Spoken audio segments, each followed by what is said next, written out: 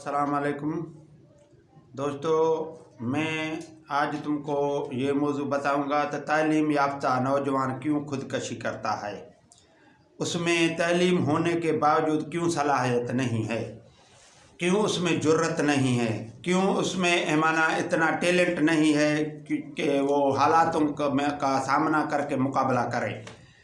इसका कौन सा फुकदान है? ये तालीम में बड़ा फुकदान है हमको नज़र आता है। सिर्फ ये जो डिग्रियां देते हैं और माना पढ़ाते हैं, वो सिर्फ वो जो उच्चार हैं उसको पढ़ाते हैं, वैसे तरबियत नहीं देते। जो किताबों में लिखे हुए सबक हैं वही सबक सिर्फ पढ़ाते हैं। जैसे माना सिंधी में एक कहावत था, ओहे घाना ओहे डांद सदाई, वो माना ये सिंधी में पहाका है। तो एक माना घाना था जो जिसको सिंधी में घाना कहते हैं, वो तेल बनाने के लिए उसमें वो बेल होते थे, वो बेल चलता था, फिर उसमें वो तेल निकलता है, उसको बोलते हैं वही माना घानो वही डांद। सो ओहले लेवल सां हिन जो साॻे लेवल सां माना पढ़ाइण इसका जो उसको तालीम देने का अंदाज़ वैसे ही है जैसा माना ये माना किताब में लिखा हुआ है, वैसे ही दे देते हैं। ऐसा होना नहीं चाहिए। उसको तरबियत देना चाहिए, सही नमूने से उस्तादों को चाहिए तो उसको तरबियत देना चाहिए। जो सबक उसको पढ़ाया जाए तो उस पर अपने दानाही, अकुल, हिकमत और माना अपने माना ऐसे जहानत से उसको उसमें तरबियत देना चाहिए, जैसा वो नौजवान में इल्म की ज़्यादातर सलाहियतें पैदा हो। और वो ये खुदकशी क्यों करे, ये खुदकशी नहीं करे, इस वजह से मैं तुमको ये बताता हूँ। तो इस नौजवान में जो टैलेंट नहीं है, इसके वजह से ये टैलेंट क्यों नहीं है, ये इस तालीम से क्या मुराद, इस तालीम से कौन सा फ़ायदा जो जान को जोखा हो दे, जो जान को नुकसान दे।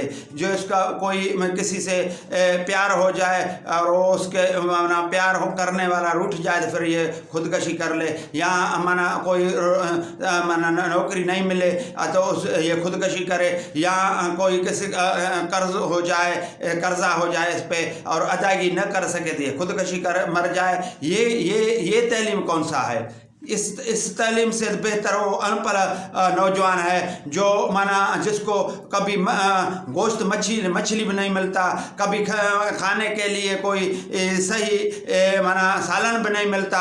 वो सिर्फ प्याज को मुक्का लगाकर उसको तोड़कर उस प्याज से रोटी खाता है, और कभी लस्सी से रोटी खाता है, और कभी साग से माना रोटी खाता है। फिर वो समाज से डटकर मुकाबला करता है, और किसी को वो अनपढ़ जो जाहिल किसी को दूसरे को मारता है, मगर खुद को नहीं मारता, दूसरे को मारता है। और उससे माना देहातों वाले उससे माना बात करने में परहेज करते हैं, क्योंकि इससे बात ना करें वरना न लड़ पड़े, किसी को न मार डाले, उसको वो किसी को मारने का उस पर माना उसके जहन में है, मगर वो समाज पर में वो डट कर मुकाबला करने की उसमें सलाहियत आप को नहीं मारता है, अपने आप को वो कभी अनपढ़ नहीं मारता है, मगर ये पढ़ा लिखा अपने आप को मार डालता है। इसमें सलाहियत इतना नहीं है, जुर्रत इतना नहीं है, इतने माना ऐसे में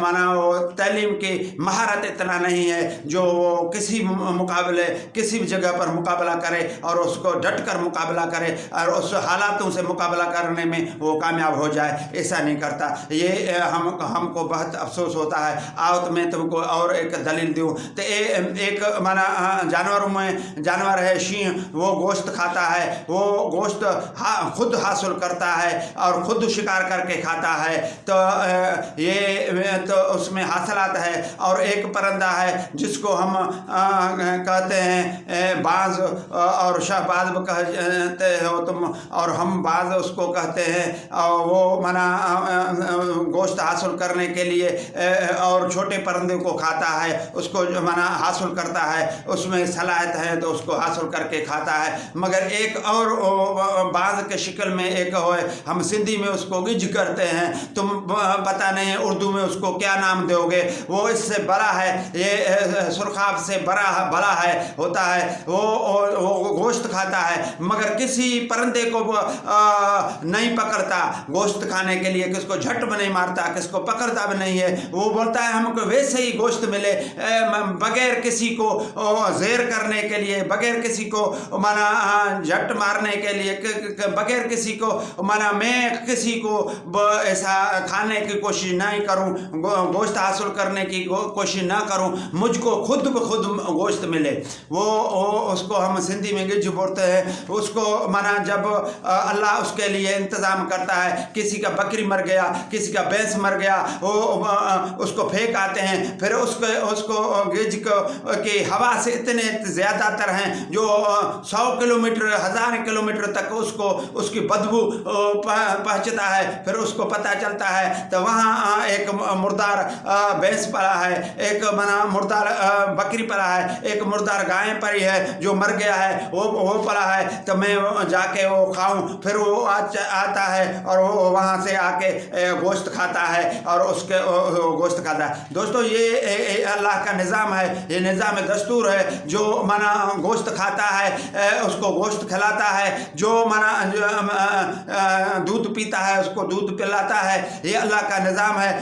کوئی بھوکا نہیں ہوگا۔ اللہ نے قرآن شریف میں بولا ہے الحمدللہ رب العالمین، میں سارے کائنات کا رب ہوں، سارے کائنات کو پالنے والا ہوں، میں ہی اس کو رزق دیتا ہوں، روٹی دیتا ہوں۔ جو قسمی صلاحیت ہوگا تو چھوٹا سا دکان مانا کھولے گا تو اس کو دکان چھوٹا سا بڑا ہو جائے گا، اس میں ٹیلنٹ ہوگا۔ جو اس بندے میں ٹیلنٹ نہیں ہوگا تو وہ کروڑوں کا کوئی کاروبار کھولے مگر ٹیلنٹ کے بغیر وہ دکان بیٹھ جائے گا اور وہ نہیں چل سکے گا۔ یہ قدرت کا نظام ہے، دستور ہے، مگر ہم کو ہمت ہارنا نہیں چاہیے، ہم کو ہمت سے کام لینا چاہیے۔ میں اس نوجوانوں کو بولتا ہوں تم اپنے میں جرت پیدا کرو۔ کوئی کسی کا باپ روٹھ جائے، کسی کا ماں روٹھ جائے، کسی کا دوست روٹھ جائے، کسی کا پیار روٹھ جائے، کیا اس سے اللہ نے اس سے اور خوبصورت عورتیں بنائے رکھی ہیں، اور خوبصورت سے خوبصورت اور بنائے رکھے ہیں۔ کوئی کمی نہیں ہے اس دنیا میں، اس کائنات میں کسی کام